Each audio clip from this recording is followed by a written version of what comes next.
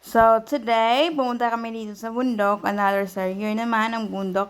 Sobrang ganda ng panahon. Tingnan niyo, blue yung mga sky. Tingnan niyo, nakakapakang ganda. Tapos si Liam, nilagyan ko na pala yan ng sunblock para hindi siya ma-sunburn while naglalakad siya sa araw. So, dito talaga, mahilig si Liam maglakad dito. Hinayaan ko na lang siyang maglakad dahil safe dito maglakad kumpara kapag maglakad siya sa kalsada kasi maraming mga sasakyan tapos maraming mga bike na nagpa-free wheel lang. So, hindi mo sila maririnig na dadaan. Maraming mga minor na nagda-drive, ganon. Kaya hindi ko pinalakad si Liam. Kapag nasa bahay lang kami, nandun lang kami sa bahay. So, tingnan nyo si Liam. Ayaw niya magpahawak sa akin. Gusto lang siya lang yung maglalakad. Tingnan nyo. So, today pala, yung birthday pala ni Cyrus. Now, 4th birthday niya. So, 4 na yung edad niya. Tingnan nyo si Liam. 4 na yung edad niya. So, birthday niya ngayon. Kaya pumunta kami dito. Palagi naman kami pumupunta dito. Kaso nga lang, medyo mahal yung gasolina. Kasi gagamit kami ng car. Kasi, yun lang ang marunong ako. So, tingnan nyo. Naghanda kasi sila ng may mga maliit na lechon, tapos pansit, yung maliit lang handaan para sa mga bata, tapos nag-invite ng more kids. Ganon yung kapatid ko. Umuwi din yung kapatid ko. Kung nagtatanong kayo kung anong trabaho niya, ang trabaho po niya is call center sa city. Tapos ng papa naman niya, before sa city yung nagtatrabaho, ngayon nandito na siya sa mayor's office, nagtatrabaho. So, malapit na lang siya sa anak niya kasi sa bahay na lang siya. Makikita niya yung anak niya araw-araw. Pero yung mama niya, nasa city, nag-call center. So, yung mama niya umuwi minsan kapag day off. So, tingnan niyo si Liam. Oo, ganda. Naglakad. So, iniwan ko na lang siya. Sumunod lang naman si Liam. O, tingnan niyo. Sobrang saya niya. Ayaw kasi niyang lumakad kasi dyan, ayaw niyang pumunta sa bahay kasi nakita kasi niya yung mga, natawag yun, yung baka. Mahilig kasi siya sa mga animals. So, ari na mga langga. Nandito na ang ating view ng aming bahay. Tingnan nyo, sobrang ganda ng view. Grabe. Makapapapawaw ka talaga. Pasensyahan mo na ha. Sobrang ganda, oo. Ganda. So, tingnan natin kung anong mga niluluto nila. So, pinawas over ko pala ito mga langga kasi nga may mga music. So, kailangan nating iwala yung mga music para hindi tayo makapiright. O, tingnan nyo si Liam, itong dala na to, sobrang siya. Tingnan nyo. Sobrang dalhigon. Pero ayaw niya magpahawak. Tingnan nyo nga siya. Mapagmahal sa mga aso. So, kinuha ko to siya. Patingin-tingin pa.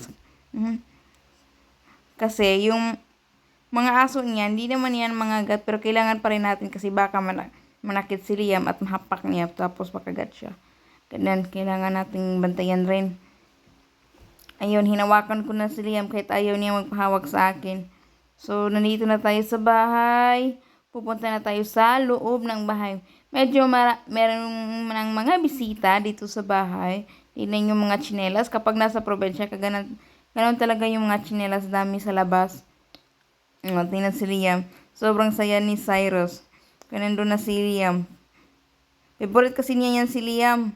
Kasi si Liam kasi hindi siya manakit. Tapos, ihahag lang niya si Liam. Tingnan niya, very huggy siya. Tapos si Liam din, hindi manakit sa kanya, maghahag lang siya ni Cyrus.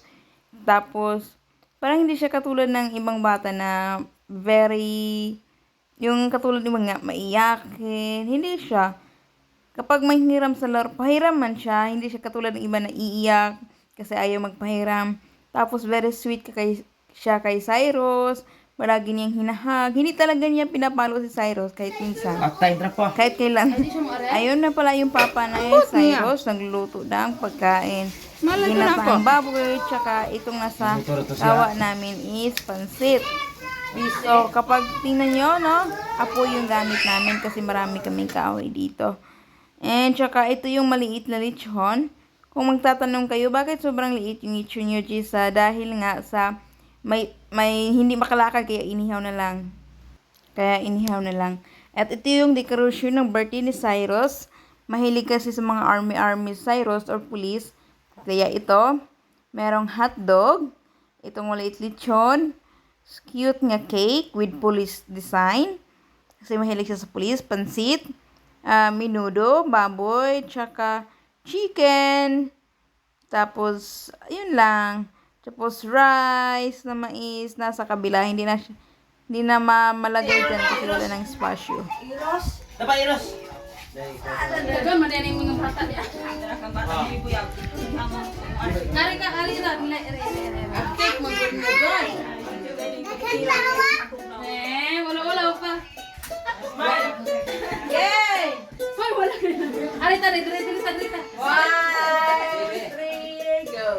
Ganda na! 1, 2, 3, smile. Ganda! Happy birthday! Ay, Mrs. Binuko! Last. 1, 2, 3. Okay, kakaroon. Sing na! Sing na, mag-video ko. 1, Ay, medyo rin. Tuyong dito na.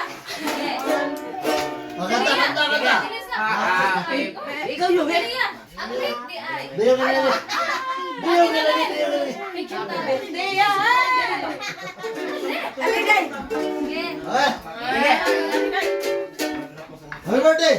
Happy birthday to you! Happy birthday to you! Happy birthday! Happy birthday! Happy birthday to you! Happy birthday to you! Happy birthday to you! Happy birthday! Happy birthday! Happy birthday to you! Come on! Happy birthday to you!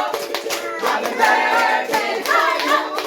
Happy birthday! Happy birthday! Happy birthday to you!